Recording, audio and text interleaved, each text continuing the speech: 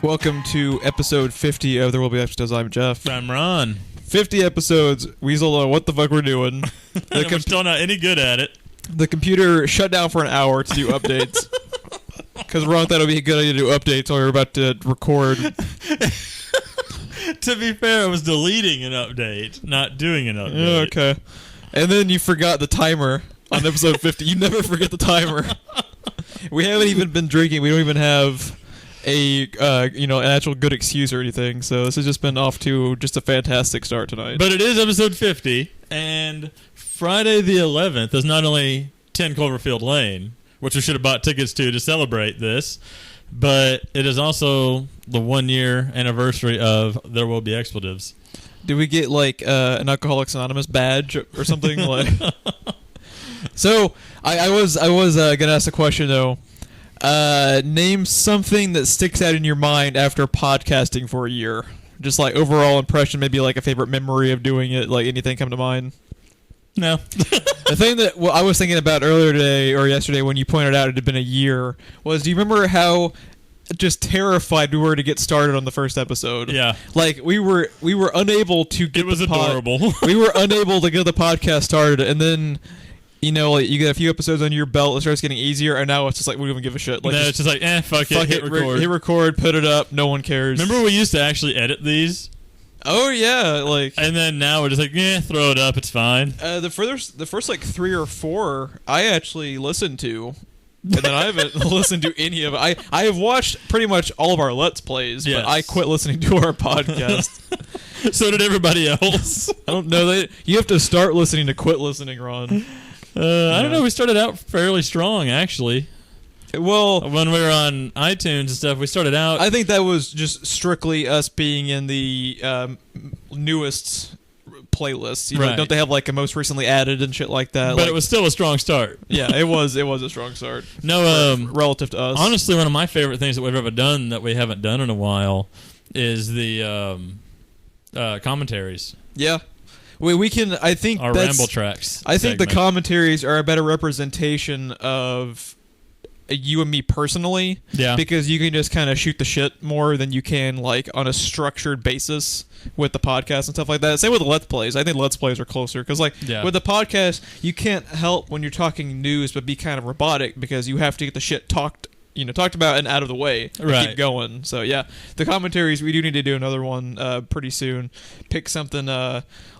With all of the sequels and stuff coming out with the blockbuster movies of the summer, like we can easily do some. If we hadn't just watched it, we could have done Man of Steel or something like that. Like something. We'll figure out something to get another commentary out. But Cloverfield would have been good. Yeah, I don't really know what we would have talked about during Cloverfield. Like, so this is the time the monster attacks. This is the time the little monsters attack. No, you know what it would have turned into? It would have turned into an hour and a half long review of how we hate Godzilla. That's exactly what we talked about when we were watching. We were watching Cloverfield last week, getting ready for 10 Cloverfield Lane. All we talked about was like, you know how this is suspenseful?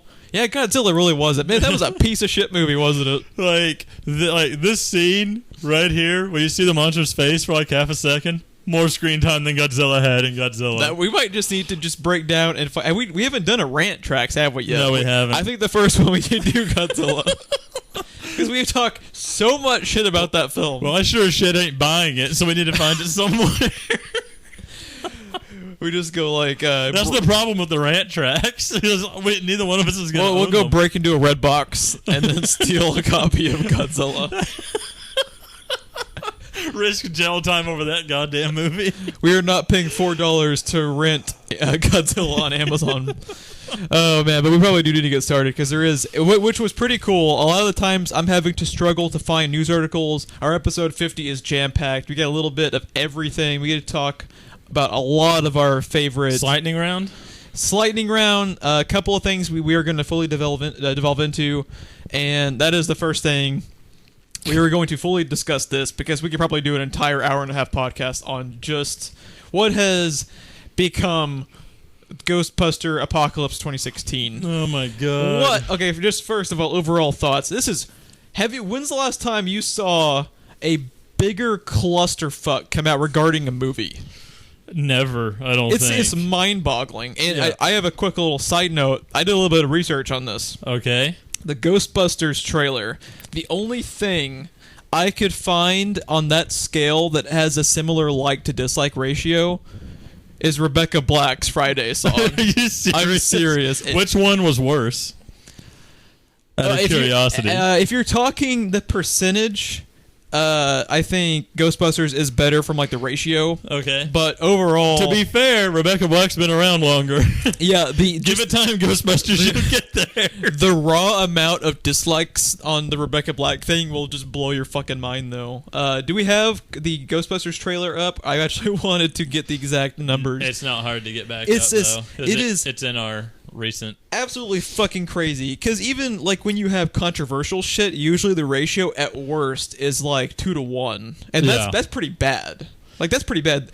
The Ghostbusters, I think, is now under 1-2. There it is. It's hold on. Yeah, I don't want it to play. So I'm pretty sure it's under 1-2, and Ron's about to be pulling up the exact numbers on it. It's at the very bottom of the list, right there. Right there. Ghostbusters official. Yeah, I see it.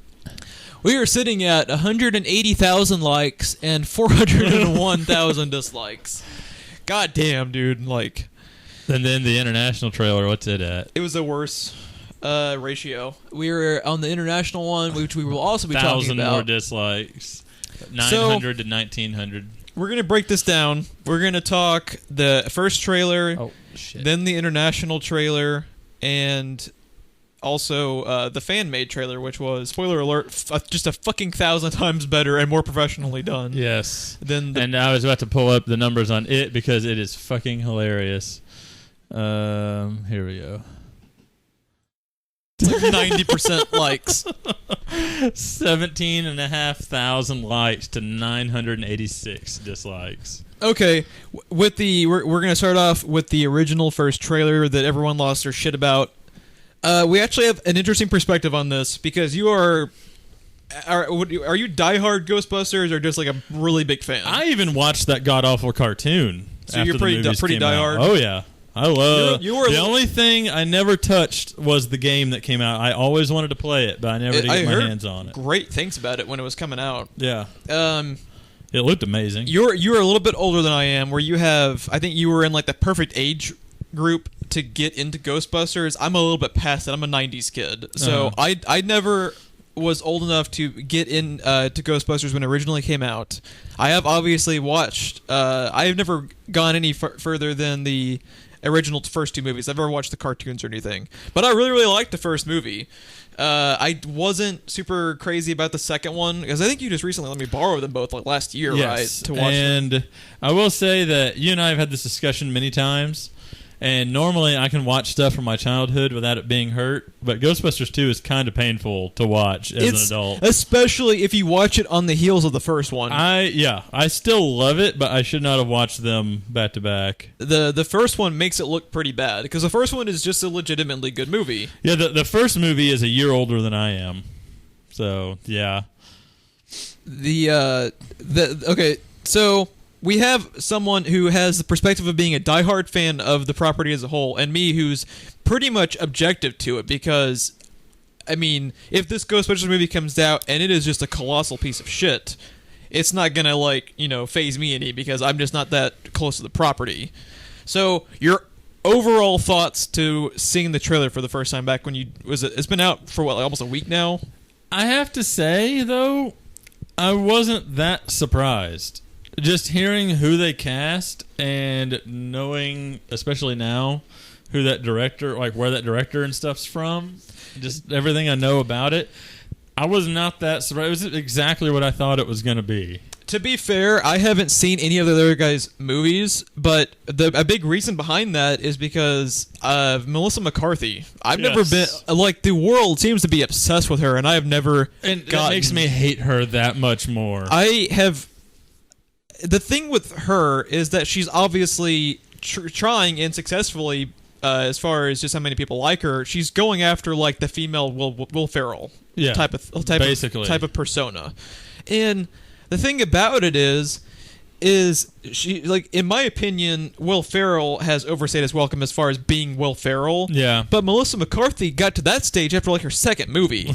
Like, because at least with Will Ferrell, like, he would do his dumb Will Ferrell stuff, but he also did have some like Night at the Roxbury. I fucking love Night at the Roxbury. I fucking love that movie. That was my favorite skit on SNL so too. Good. And then the Jim Carrey one, dude. Oh my god. Yeah, so I've never gone out of my way to watch any of those movies, and then you go back, fast forward to the Ghostbusters casting, and I really like Kristen Wiig, but it's like Kristen Wiig alone isn't something like I honestly. She's the only one of them I like. The other two are apparently from SNL, but I haven't watched SNL. Well, there's half forever. the problem because SNL fucking sucks these days. It really does. I don't know. It's just.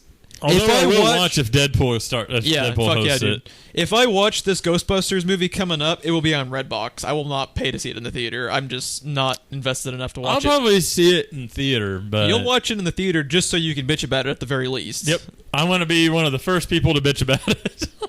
We'll do a full Ron sits on his chair bitching about Ghostbusters review for 3 hours, and I just have no input because I haven't seen the fucking movie.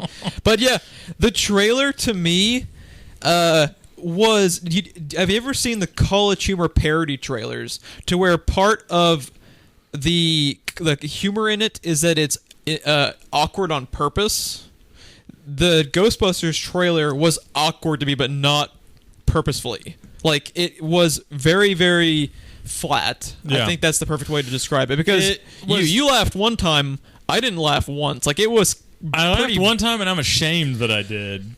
But apparently, I've laughed at that part every time I've seen that trailer. So, evidently, I will shamefully laugh at that. It's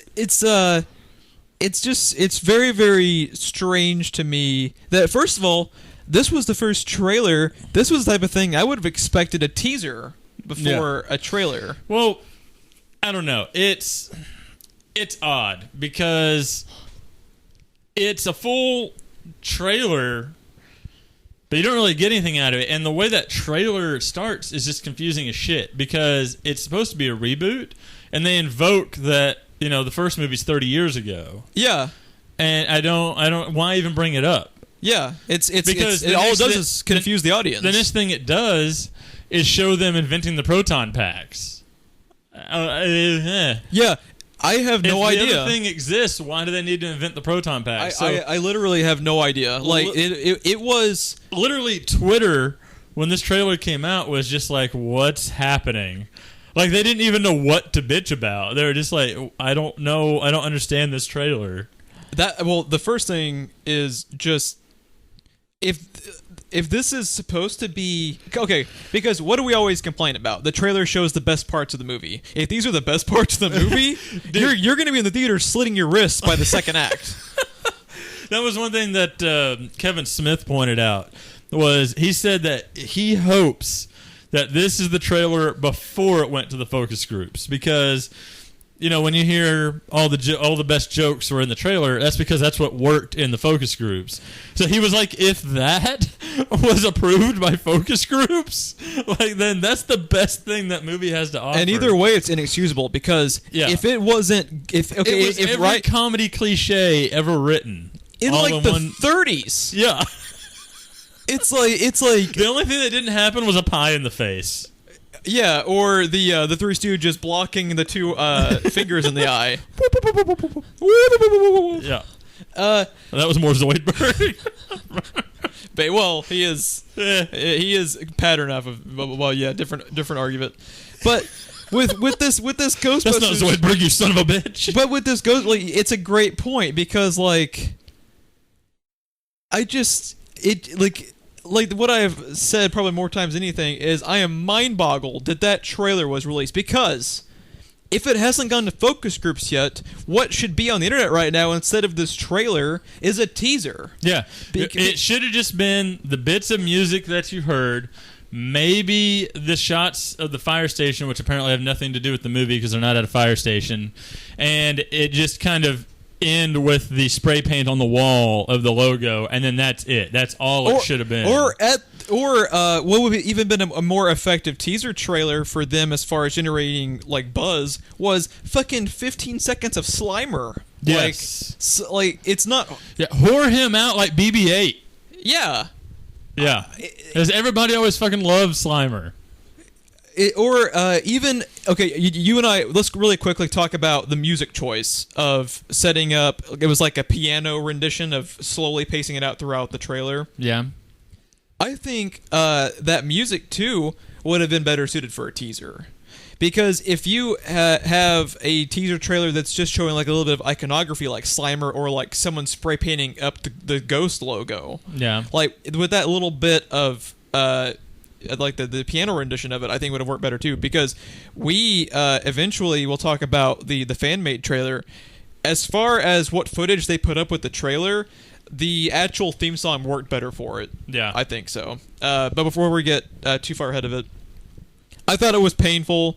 You laughed one time, I didn't laugh once, and it looks like from the tone of it, it's veering more towards comedy than sci-fi adventure than the original movie was. Yeah, I was gonna say, they had funny bits and funny one-liners, but they weren't. It wasn't a comedy. Yeah, but they're going just dumb fuck comedy. Yeah, so when you're veering more towards when comedy, the proton packs are dual-wielding pistols and you're fucking licking them, like, that just upsets me every time I see it. The proton packs were the coolest piece of garbage you had ever seen, because they were just literally thrown together with whatever was laying around, and you just don't mess with the proton packs. The last thing I want to say about the release of the original trailer, everyone going after people who are complaining about this and saying it's because of sexist reasons, that is the dumbest argument I've ever heard. And I want to bring up two examples of why that's horseshit. The argument these people are saying is, well, you don't like this because it's girl Ghostbusters. Let's go back to the year 2015. What gender is the lead character in Star Wars? Right. Did you hear anyone complain? Nope. The movie Mad Max. Who's the lead protagonist in the movie? It's Furiosa. It's not Mad Max. Yeah, Did you hear anyone complain? Nope. Nope. And you don't know why? Because they were good characters, Ghostbusters. You can't... And good actresses. Their agenda for this was to... hop on the bandwagon. Yeah, well, the producer's agenda was to make money off of them. Yeah. Which means they're exploiting them. Which means they're exploiting them. Which means they are part of the problem. And the people who are going after people saying, well, you don't like this because you're a sexist... Let me tell you what, if this movie is just a colossal piece of shit, they're not doing women any favors by having an all-female Ghostbusters movie that is a colossal piece of shit. Yeah. It just pains me to see that reaction to it. Like, I guess the reaction's the reaction. Like, the internet is full of dumb fucking people, and it frustrates me. But do you have anything else to say about the original trailer before we move on to the international one? Because it gets worse, people. Spoiler alert. Yeah, what my biggest criticism about the first one, I'll say for the second one, because it's even worse than the second one. Which already tells you what it is. Before we talk about the international trailer, I urge you to watch the international trailer, because you would think it would be impossible to make a worse trailer, and it is dramatically worse. And I don't even know. It made me appreciate the first one. Yeah, it's that bad. We just spent like 15 minutes bitching about the first one, and I appreciate it more than the international trailer. I think I've lost IQ points remembering the international trailer, so why don't you bring up the point you want to talk about? Because I don't even know how to start talking about the international trailer. There is there's a scene in the international trailer with I should look up her name, the black lady trying to crowd surf, and everybody moves out of the way.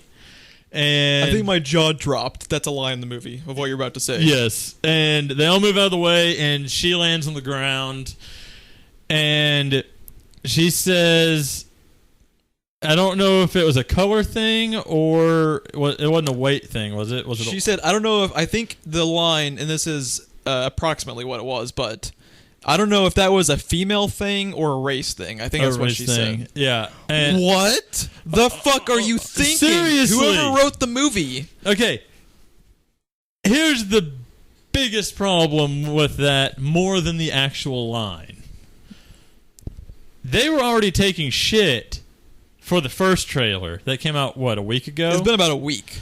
Okay. I think it was Thursday. They're already taking all kinds of shit for the one non-white person being like, "Oh, I don't know about all that science stuff." And you know what that made me think of? That made me think of the fucking ghetto bots in Transformers 2. Exactly. Like, we don't do much reading. That's the line that it made me think of. Yes. And she is so stereotypical sassy black woman. She is straight up out of a Medea movie. I was going to say, I'm pretty sure anyone involved with the Medea movies' jaws dropped. Like, I don't even know how to describe it. And they were taking all kinds of shit for that. And what did they do? They left that in the fucking international trailer when it releases a week later. And added more. Yeah. They just threw gasoline right on the fucking fire. Oh my god. I don't even know what to say. Oh, yeah. I've never seen You and I were bitching about it up to that point, and we fell silent as soon as she said that because we didn't know what to say. God, like, what? Okay, first of all, it's not funny. No. It's not funny to anyone. No. It wouldn't have even been funny back when that was a thing in, like, 80s movies.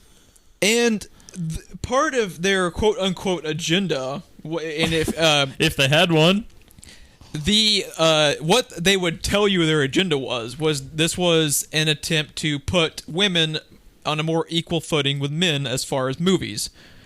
And then you go and do the thing they did in the original movie of making, like you said, the one non-scientist. Yeah. The way they did, that was a perfect opportunity to make her the smartest character. What they should have done was switched her and Melissa McCarthy. Exactly. Yeah, that was because, like, first of all, I don't buy her as a scientist at all. I don't buy her as an actress. So,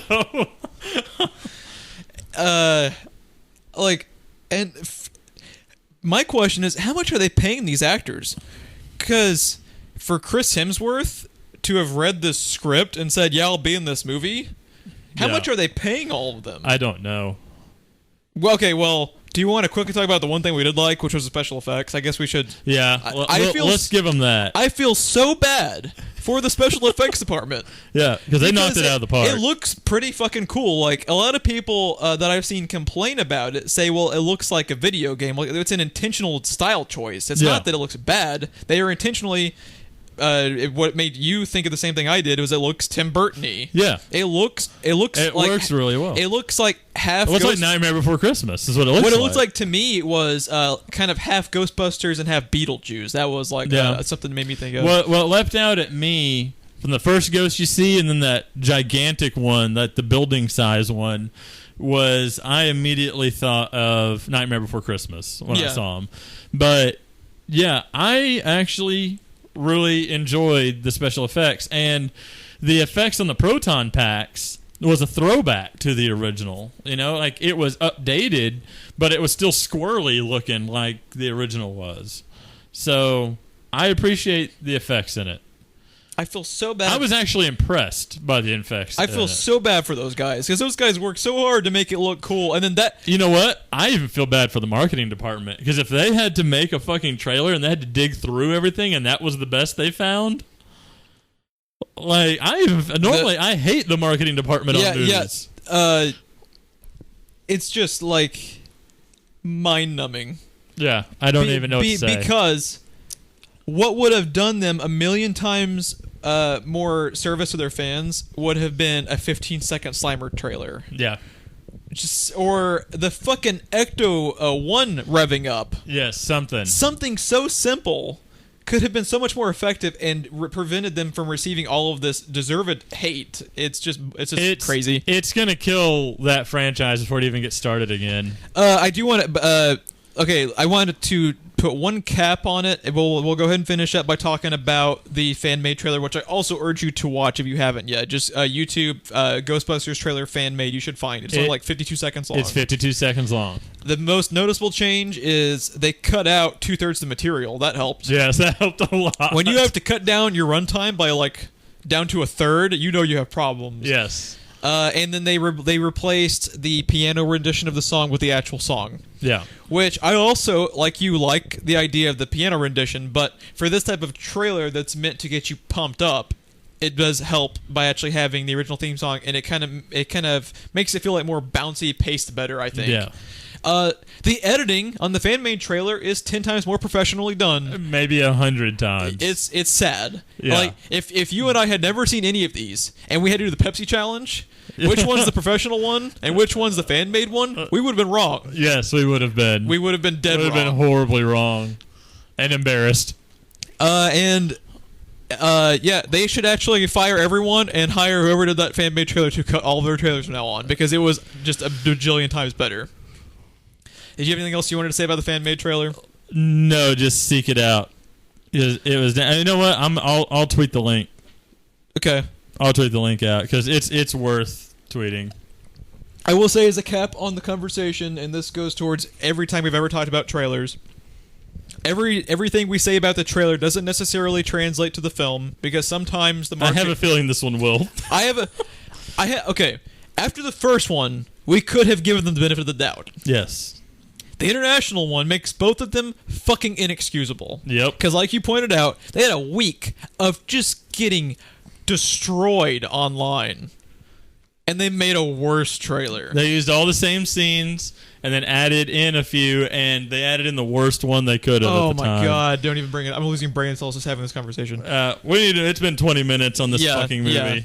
But what I was saying was our thoughts on the trailer obviously doesn't translate to the movie, because you and I have both had instances where we have just destroyed a trailer and ended up liking the movie. I don't know what you speak of, sir. I hated the trailer. Well, you have the obvious ones. Yours were Jurassic World and Terminator Genesis. I hated the trailers for Days of Future Past. I ended up loving the movie. Oh, yeah? Sometimes the trailers and the marketing team does just fucking drop the ball, but this looks fucking just... It looks everything is advertised. I'm hoping the marketing team for BVS dropped the ball, but I feel like it's probably spot on. Well, dude, the BVS trailers look like fucking The Godfather compared to these Ghostbusters ones. But yeah, we spent way too much fucking time. We are in full lightning round now just to get this podcast under 2 hours. Next up. Yes, that's all I have to say. Moving on. Tom Hiddleston wants to play James Bond. I'd rather have Idris Elba, but I'm fucking cool with that. Your thoughts? If they do decide that Idris Elba is too street, I will take Loki. Got that fucking author dude never living that down, and he deserves to never live that down. And then Ghostbusters made her street. Sorry. I'm sorry. I apologize. Can we just have let's just have another frame by frame breakdown of the Ghostbusters trailer for the rest of the episode. Next up in the news, but you're cool with Hiddleston, right? Oh yes. Okay, I'm cool with him too. If I had to pick one, I'd pick Idris Elba, but they could do a hell of a lot worse than Tom Hiddleston. Idris Elba feels more of the part to me, but I know Tom Hiddleston has the ability. Tom Hiddleston as Bond, we would be there midnight. Oh yeah. Yeah, it would be fucking amazing. Asses would be in those seats. Hell yeah. Next up, Henry Cavill had some very, very controversial Superman comments. We're going to break down the quote that you and I agree with. Okay. So, to be fair, what people were pissed off about are they're taking out of context. They're not looking... What? The internet took something out of context?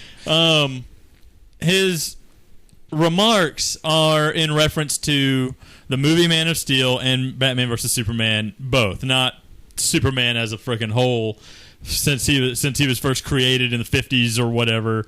That's how some people are taking this. The interview is up on IGN. It's called Henry Cavill and Superman's Weakness.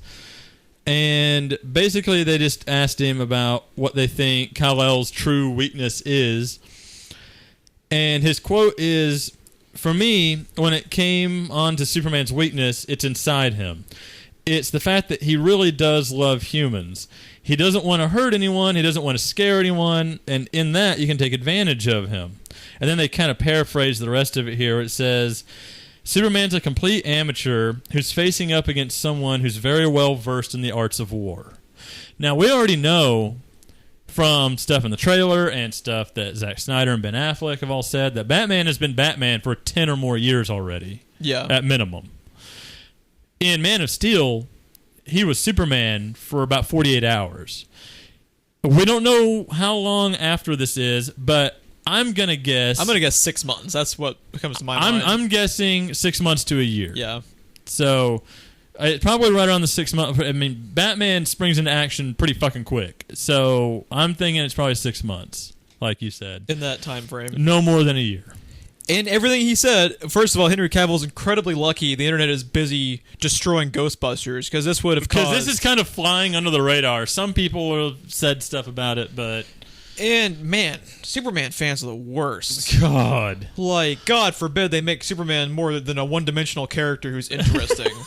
And, okay, so let's look at this. I do agree that usually... when you do see someone taking down Superman, you saw it in Man of Steel, in fact. His weakness is he loves humans, and he wants no harm to come to them. That final scene of Man of Steel, what is happening? I mean, every time... Everything he said in his quote is 110% correct. To me, he gets the character. He clearly gets the character. And then the one that's really pissing off people... The few people that have seen it and haven't seen the Ghostbusters thing is Superman's a complete amateur. And that's where they stop. Okay. You have to finish the thought. Finish the thought. Who's facing up against someone who's very well versed in the arts of war. True. Okay. For people complaining about this. Your thoughts, Jeff.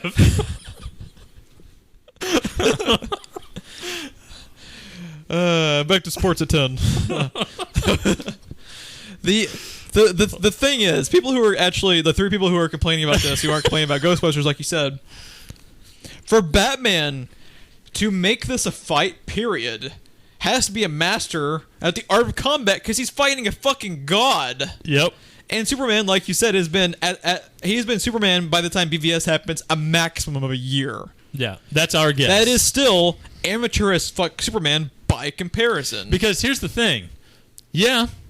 He fought Zod and a few other Kryptonians. But aside from that, he doesn't need to know how to fight. No one is equal to him from this planet. Yeah, that's what does Russell Crowe say? Yeah.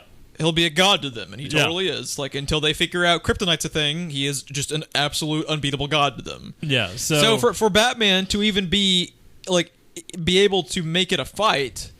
He has to be a master of his craft, and Superman does, pretty much have to be an amateur and not want to kill him. You know what this is reminding me of? What? Something else that could easily be another hour-and-a-half podcast on its own. Totally, yeah. We're going to wrap this up pretty quickly. But, yeah, the article about Superman would win in 2 seconds or less. Oh, my God. What on IGN. Yeah, that oh, man.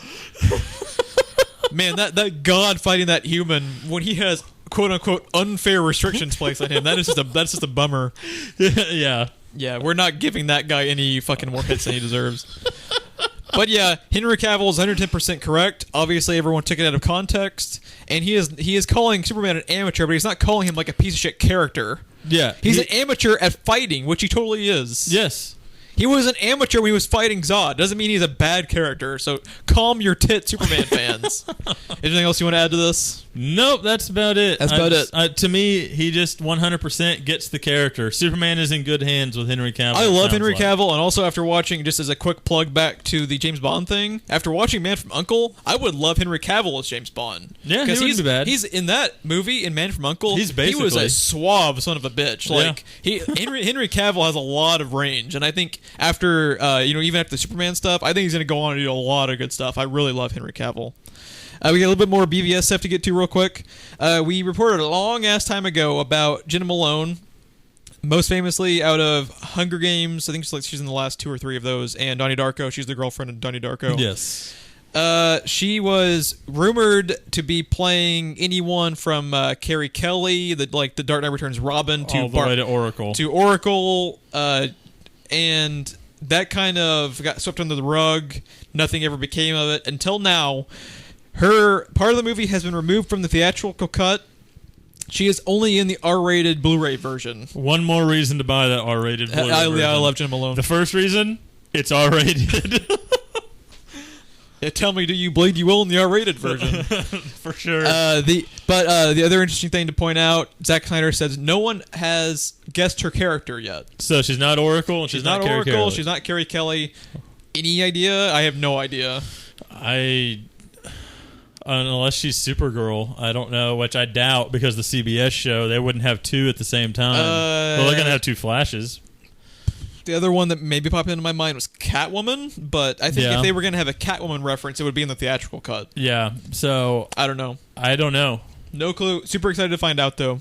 I think like you pointed out before, what might end up being the best way to watch that movie is to wait for the R-rated version to come out. A little bit more DC stuff to get to real quick. This news was awesome. Yes. This news was just incredible. J.K. Simmons, we recently reported about the J. Jonah Jameson petition. Yes. Well, he's not going to be JJ because he's fucking Commissioner Gordon, and this came out of nowhere, and I could not be more excited about this. Dude, he's going to be fantastic. This was almost the equivalent, not quite to that extent, but pretty fucking close to my reaction to Jon Bernthal's Punisher. It was so perfect, but so out of left field at the same time. Yes. Like, how did we never put two and two together with him? But I think he's going to knock that out of the park. I think it's going to be amazing. J.K. Simmons is he's most famously and well deserved, known as J. Jonah Jameson. But his dramatic stuff, the dude has won an Oscar. Yeah. And if you haven't seen it, I don't think you have. Have you seen Whiplash? No, I have not. I watched it just for his performance in that. It's phenomenal, dude. Is it? He is incredible in that movie. He is going to bring a lot to that role. Commissioner Gordon, obviously you and I talk about Batman nonstop, one of our favorite characters, period, in anything. I think it's going to be amazing. He was confirmed for Justice League's Part 1 and 2, and obviously he'll be in Batflick solo films because you can't exactly do Batman without Commissioner Gordon. Oh, yeah, I know. So yeah, he's going to knock it out of the park, though. Yeah, it's going to be great. I cannot wait for it. Anything else you wanted to add? No, just spot on casting. He even usually has a mustache, too. Yes. I never fucking put two and two together. He's got the voice for it, too, because that's one thing, too. Gordon has to have a strong voice, in my opinion. I'm going to find you that Whiplash movie, too. You need to watch it just for his performance, too. He was incredible in that movie. We're going to transition over to Marvel now with the rest of the movie news. This one surprised me. First one surprised the shit out of me, too. Sony is still apparently working on that Venom spinoff. Well, not still working on reviving. They shit-canned it a while back. And it made sense for it to be shit-canned because they lost Spider-Man. They still... My impression of the whole Sony Spider-Man thing is they're cutting checks, but they really don't have very much involvement. That's been my impression. That could be more than it's been led on to believe, but that's my impression. They've revived it, probably only because of Deadpool. Yep. Do you think this will be R-rated? I am assuming it will be, because there's been just a shit ton of stuff coming out, that is potentially R-rated or is R-rated, like Wolverine 3 and everything else. So, yeah, Sony's got to jump on that. The thing about even Warner Brothers is, even though it's not in theaters rated R, Batman vs Superman is gonna be rated R. On Blu-ray. Just the fact that that's even on a Blu-ray is crazy. Yeah, crazy talk. Yeah, but the thing rated about R it is, Superman and rated R Batman. Obviously, you and I both love Venom, and we will be there opening day. Yes, for a Venom movie. But what the fuck do you really do in a Venom movie? Because Deadpool is not really a fair comparison, because Deadpool is a very specific character in how you present him on screen. Like there's breaking the fourth wall. There's it's hard. You can compare nothing to Deadpool. Yeah. So if you were writing it, what's the plot of a Venom movie? I don't know. I'm not gonna say it would be impossible to pull off. It'd be very challenging to write. I think with Sony's track record, they're probably not gonna pull it off. But Spider-Man 3 was a blockbuster and a critical and financial success. I don't know what you're talking about. I don't know. I'm kind of baffled by it. Like you said, my ass will be there opening day, but if this never happens, I will not be surprised, because I don't know how you go about writing that script. It honestly disappoints me, even though as much as I love Venom, because out of all the Spider-Man characters, anyone that's not named Spider-Man, Venom is on the near the top of my list. He's probably my favorite of the villains. Yeah, I'm thinking he is mine too. Green Goblin gets... It's an argument. I do love me some Green Goblin. And Mysterio. Yeah, I fucking love Mysterio. Spider-Man, other than Batman, has the best set of villains. Oh, easily. Yes. But I'm just kind of disappointed, because I was kind of hoping we might get him in the canon stuff with Marvel, but... And that could be changed. This is not they're just starting the script process for this, so that they could easily be... I'm assuming it would be Eddie Brock, since he's probably the most famous... Venom. The other famous Venom from the comics, but it's very obscure just as far as the character being used in that way, but Flash Thompson. Yeah. When they made Venom more of an anti-hero and they were kind of somewhat controlling the symbiote for S.H.I.E.L.D., I think, was he was using it as a weapon, basically. Yeah, they just kind of pointed him at the bad guys and let him loose, right? Which is a great concept, and I would watch the shit out of that, he's like a one-man Suicide Squad. Basically, yeah. I have no clue how you get that script together of what goes on. Because, like, with Deadpool, like, it's a very specific thing where Deadpool's probably going to get a lot of movies made that aren't a fair comparison to be made to Deadpool, honestly. I mean, the interesting aspect about him, though, is usually, at least the stuff that, I mean, you're more familiar with the comics than I am. I know everything from the cartoons and the video games and everything else. But some part of Venom is usually struggling to hold on to, like, his humanity. They could do some interesting character stuff. They could do a lot of interesting stuff with him, but I don't know. You have to have conflict. Yes. Yeah, and you can't just have internal conflict for the movie. You have to end with an actual conflict. I don't know they would. Yeah, I don't know what you do. Yeah. I hope it gets scrapped and they eventually use him and use him correctly for one of the Tom Holland movies. Which, yeah. Because I was hoping if we're going there, and we're getting into Marvel Studios and the MCU and stuff, that we might eventually finally see Carnage. Yeah, I want to see Carnage. And you can't do Carnage without Venom. I want to see. I've told you before. I want to see Kraven played by the guy from Game of Thrones, the Viper dude. That would be fucking amazing. That would be incredible. But yeah, we're gonna move on to the next thing up in Marvel, and that is just a quick little story. Anthony Mackie, who is the Falcon. This story you have to look up. Yeah, I'm not sure which quote you wanted. It has the full interview. Basically, over at Marvel, they have a crazy track record apparently of keeping shit a secret. For good reason. For a good reason. Anthony Mackie, in a recent, I forget where he revealed this tidbit but he basically said when he was being interviewed about Civil War, he didn't even know he was an Avenger until watching Age of Ultron in the theater. As a customer. Yeah, I'm trying to find... That is amazing. Okay, they were asking him, so when you filmed that last scene in blah, blah, blah in Age of Ultron, you had no idea of the context at all? And Mackie said, I had no idea. I flew in, Chris and Scarlett are up top, rest of us are standing there, it was like, cut, Anthony fly in, action, dum-dum-dum, cut, all right, thanks, go home. That was pretty much it. 6 months later, you go to Mirror and you shit yourself. Because he said he was there with like his kid, and him and his kid figured out at the same time he was an Avenger, and he was there to premiere with the rest of the cast. So he said at the end of the premiere, they did kind of like a symbol type thing where they all got together. He was like, "I'm a fucking Avenger now, fuck yeah, man." He had just such like an awesome like fanboy reaction to it. It's just amazing. I'm still trying to find the exact quote where he here it is. When we were at the premiere, I was like, cool, I'm with my son and he gets to see his daddy in 2 scenes in the Avengers. By the end of the movie, I turn around and they're like, Avengers Assemble, and I'm like, holy shit, I'm an Avenger. So I turn around to everybody with me and they were like, dude, you're a fucking Avenger. This is fucking amazing. So that's the story of my Marvel life. The biggest takeaway from this is I have never met the dude, but I love Anthony Mackie already just from these quotes. He's amazing. He seems like a really cool dude. Yeah, he seems really cool. That is amazing. Look up the full article because there's other good stuff I didn't get to, but it's just fantastic. But yeah, this is another IGN article. Yeah, definitely seek that out. We're going to continue the Marvel trend, but transition to TV. The fucking anticipation level for Daredevil for me, dude. I have 1 week left. Scratching my elbows like a fucking crack addict. I was gonna say it's a good thing too. You're getting jittery. Getting jittery, dude. I need it in my life now. I should have asked off work.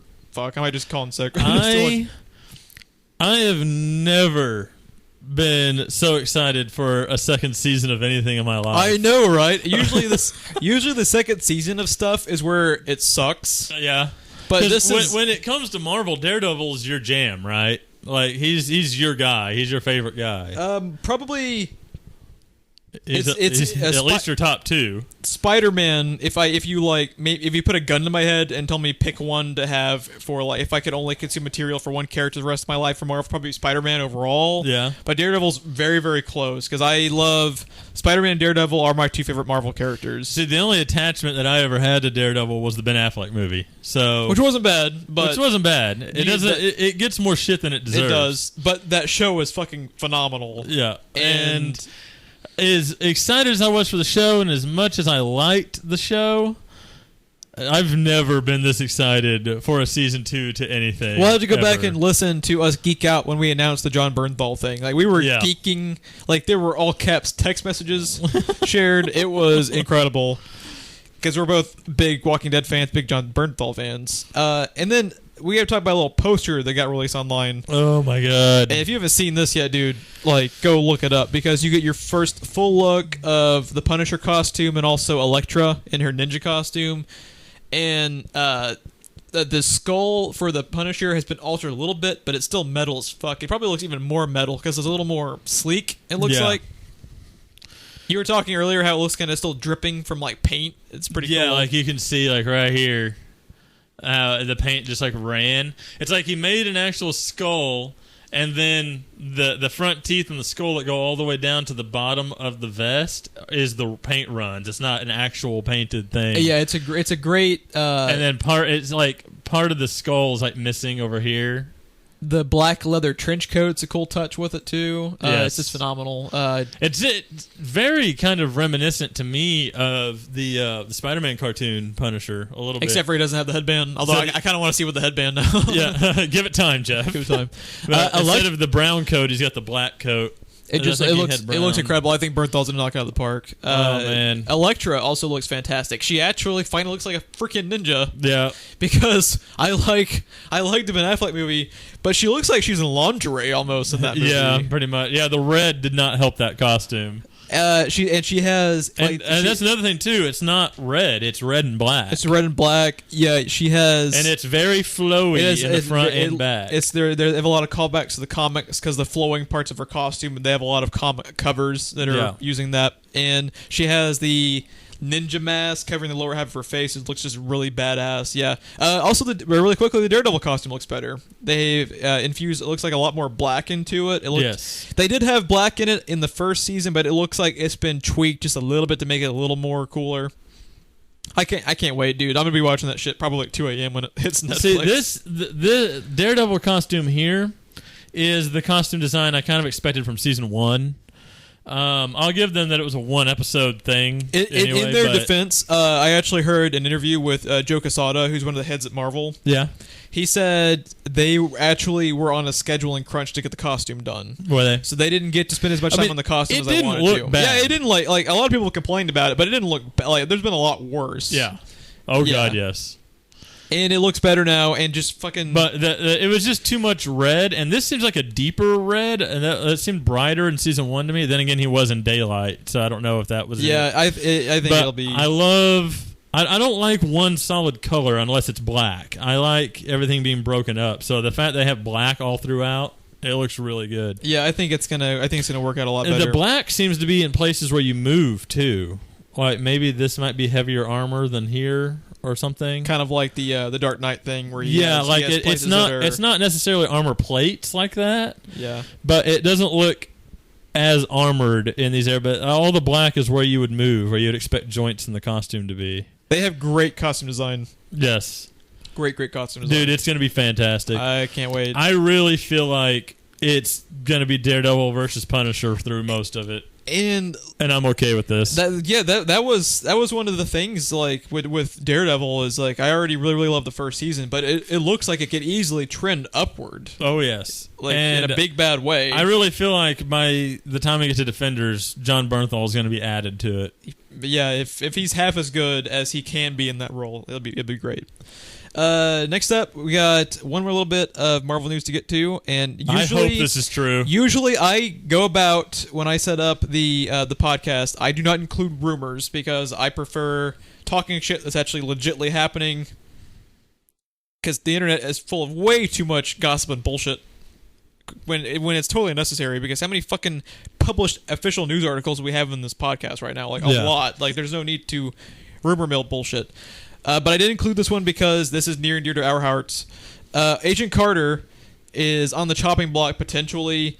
More than likely, it's going to be canceled because of ratings. The ratings for season 1 were like... See, they never really tell you what the numbers mean, but I remember it being like 5.6 was the rating. The ratings for season 2 have been like 2.4. It's been it was. I remember the article saying that for season 1 it was already abysmal, and season 2 is half that. If it had been on Fox, the pilot would have made it to the second commercial break and been taken off the air. Yes, and I appreciate ABC for actually having that second season.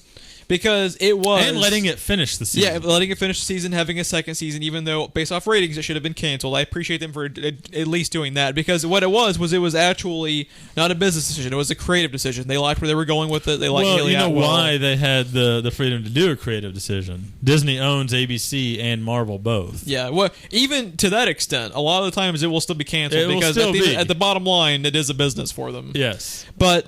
They let season 2 go on. Season 2 was awesome. Did you finish it yet? I have not. I have 3. I have the 2-hour episode and then the finale. They ended it where they have plot lines to continue, but it could also be an ending. I heard it's a cliffhanger. It has a cliffhanger. They have like a little bit of an ending if it was the last thing we saw, without going into spoilers. It was so close to being on the chopping block if it wasn't because... Haley Atwell went, and I don't know if she filmed a pilot, but I know that she went and auditioned for a role also on ABC that was kind of similar to Agent Carter. Never a good sign. Yeah. She did say she will do both if Agent Carter continues. Yeah. But that's kind of her backup plan. But yeah, the rumors that I was speaking about are a source from inside ABC has reportedly said Agent Carter is looking like it's going to actually be renewed. Which would be this season. Okay, season 1, I watched solely for her and Jarvis. Basically, it was all right. Its first 8 episodes were a hell of a lot better than the first 8 episodes of Agents of S.H.I.E.L.D., to be fair. Yes, and anything's better than Fear the Walking Dead. But because I do fear the Walking Dead. It was pretty painful. Season 2 though has been pretty fucking strong. I have enjoyed the shit out of very season good. 2. Very, very good. And I just please no, don't Firefly it because it has so much potential. They have shown that this season. Yeah.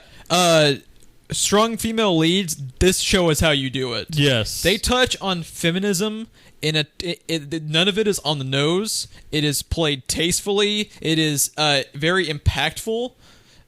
And that's how you... And they do not shy away from the sexism that took place back in that era. Yeah. They do not shy away from it at all. Some of the things that they say and do in that show, I'm just kind of like, what? Like, I did not expect them to take it that far. Thing, yeah, in an MCU thing. And it's all done tastefully, and she's a great female lead. She's one of the best female leads on television and in movies right now, in my opinion. So, yeah. We're hoping it gets... Haley was always the best, you son of a bitch. Yeah. We're really hoping it gets brought back. One thing that has been brought back for sure is another of our favorites, Into the Badlands. Yes. Is renewed for season 2. Not only that, 10 episodes. Yes. Almost doubling the order. Yes. Fucking awesome. And it's doubling the order, but it's not going into like 26 fucking episode mode where there's filler. It can still be intense as fuck. 10 episodes is the perfect number to me. Like Game of Thrones is back on TV, and as soon as those 10 are done, like you feel like you want, like you're a crack addict all over again. It feels like 10 minutes going through that 10 hours. Yeah, it really does. Like if 10 minutes, if you have your stuff plotted out really, really well, like it's just a perfect number. Yes. The way season 1 ended was more than enough to make me want season 2, but just the way... I did not expect that show to make each episode's fight interesting. I expected that show just to be cool visually Kung fu porn? maybe a season. Yeah, just kung fu porn. But every single fight that they had was interesting in its own. And every fight had its own flavor. Yeah. And what I actually appreciated in the finale was, for a show that is, for the most part, kung fu porn, they did a great job setting up characters in different locations, like actually having plot lines going up for different people. Oh, yeah. It's very cool. They had full-on character development. They had interesting characters. Those characters had interesting development. They had interesting subplots. They have an interesting overall plot, but the fact that they could also pull off interesting subplots in a kung fu porn TV show. It's hard enough to do that in a movie. It's so much better than it should have been. Yeah. It's kind of nuts how good it is. This show proves to me that AMC cannot be stopped. They cannot be stopped. Yeah, and continuing that train of thought, Preacher is premiering in May on that image AMC. Alone is enough reason to watch. Google Preacher. I think they're coming out ahead of South by Southwest. That's where they're doing the first showing of the pilot. Are they? And I think it was Seth Rogen who actually released. He's one of the producers. Yes, he actually released the images Ron's talking about. The best one is what's his? Is it Dominic Cooper? Is that his name? Howard Stark from all of the Marvel stuff. Is playing Jesse Custer, the lead. A great fucking image of him in a church with his feet up on the He's the preacher, by the way. He's lighting a cigarette, and he already looks like he owns that role just from one image. He's sitting in a pew with his feet up on the pew in front of him, lighting a cigarette, and he's got the little white collar thing on and everything. Better advertising than the 3-minute long Ghostbusters trailer for sure in one image. But yeah, you always say you love dark material. You're gonna freak out, I think, over the show because, oh my god, it is so dark. I have to put the comic down sometimes. You're like, did they really just do that? Like, it's if they can go even to like 50% of how fucked up the comic is, like it's gonna be brutal. And you already saw they actually showed that one teaser trailer we talked about a long time ago. Like, just like 10 seconds in, bones are breaking. Yeah, like, it was Daredevil level bones breaking. Yeah, it was. It's gonna be. I think it's gonna be really, really good. Next up in the TV news, we can't have our 50th episode go by without talking about Doctor Who. Not at all. And this is a pretty big news story. So obviously Peter Capaldi is signed on for this, I think season 10. Is that the upcoming one? So season 10 is for sure the last Stephen Moffat show-ran season. Yes, that premieres 2017. BBC March? Spring. Yeah, I don't think they've given a month, but they said spring, so March would probably be the best guess. April. In that ballpark. BBC has asked him to stay on past Stephen Moffat's run. I don't think it's going to happen. I don't think it's going to happen either. If it did, I found one interesting little tidbit with it. It would be the first time since the Fourth Doctor that a Doctor actor has stayed on through a showrunner change.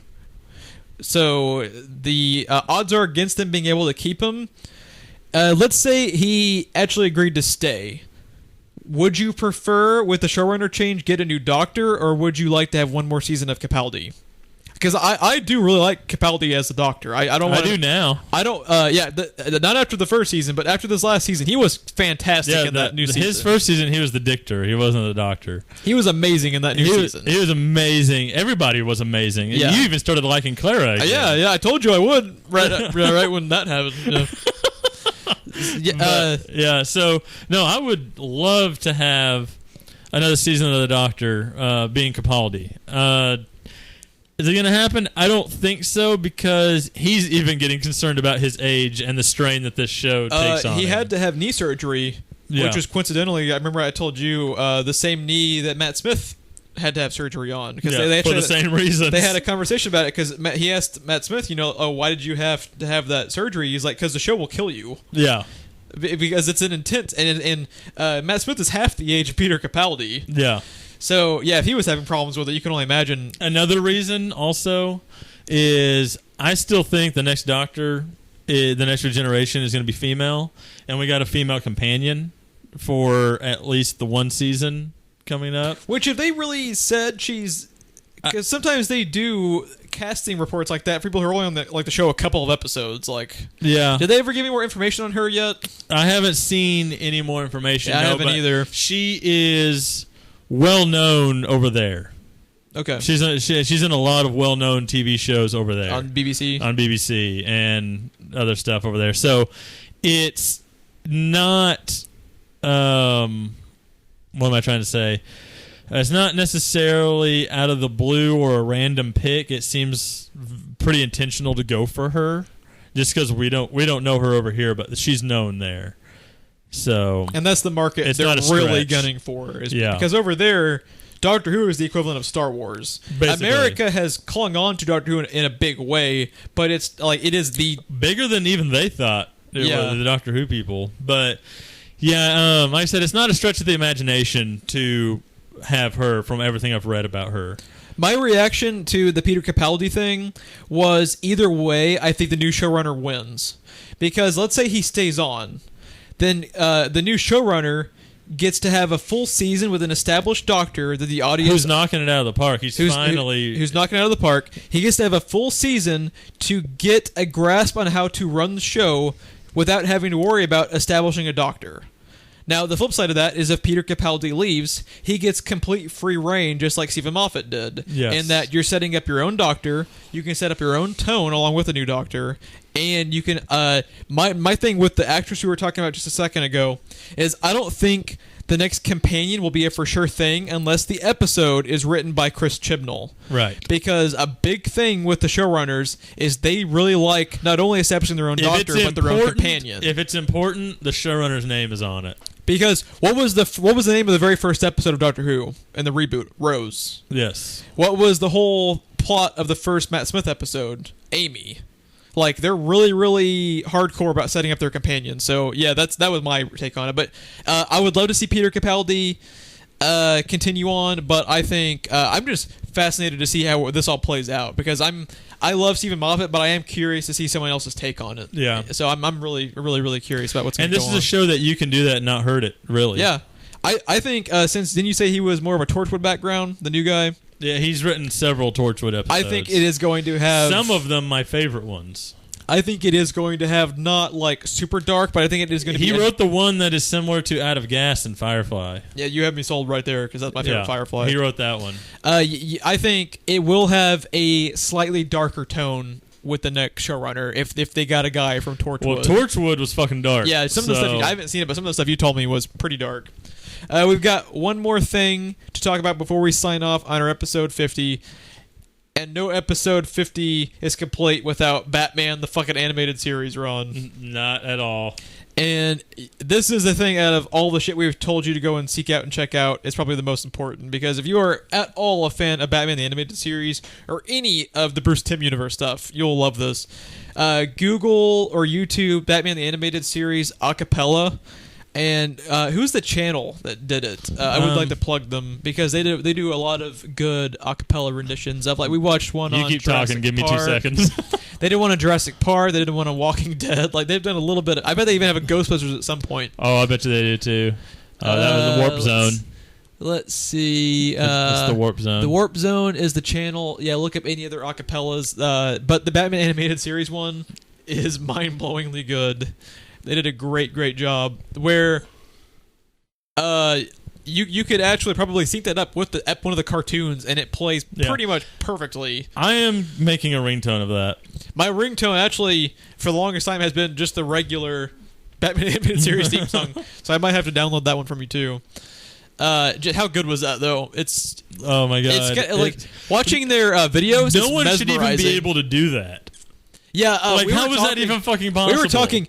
The only way I can figure out they're able to do what they do is that they're all actually musicians and they can actually break it down, the composition of the instruments, and assign each person an instrument to do. Because otherwise, how the fuck do you figure out who does what? Yeah. Like, I don't even... Like, it breaks my mind trying to figure out what they are doing to make it work. But it works flawlessly, and I do not want to know how many hours of prep time goes into that. Oh my god. Because it would be fucking brutal. Well, no. By that point, they've done so many, it seems like it might not take them as long as you would think it would. I'm not saying it was fast. Yeah. But I don't want to know how long it took them on their very first one. Oh, God. Or their second. Yeah. I wonder how long they've been around, because it seems like they had quite a lot stacked up, and they can't be quick to do, like you pointed out. Yeah. But yeah, definitely check that out. So... Do you want to have another hour talking about Ghostbusters? Just finish it out? Now let's go play some Tomb Raider. Yeah, we probably need to go play some Tomb Raider. Let's see. If you would like to check us out more, Make sure and like and subscribe to the YouTube channel. You get all of our content, all commentaries, let's plays, and podcasts all go through. There will be experts our YouTube channel. If you'd like to check out our social media pages, we would really appreciate it. We are on Twitter. It's at TWBE Podcast. Also, Facebook.com/TWBE Podcast. If you happen to check us out and like us, we really appreciate it if you would share us out to your friends or family. If it's something you genuinely like, it's a good way for us to establish more viewership if you share it out to your friends. Obviously, don't go and flood your fucking Facebook channel with me and Ron, because no one wants to see that. God forbid. That would be the worst. Not at all, please. Yeah. But, if you know anyone that might be interested, we would actually really appreciate the shares. This has been a wrap to our 50th episode, Ron. And you would honestly think we'd be better at this job by now, but it's still a work in progress. By episode 100, you think we might be, somewhat competent? Not at all. Yeah. Wouldn't have it any other way. I am Jeff. I am Ron. And we will see you guys next time.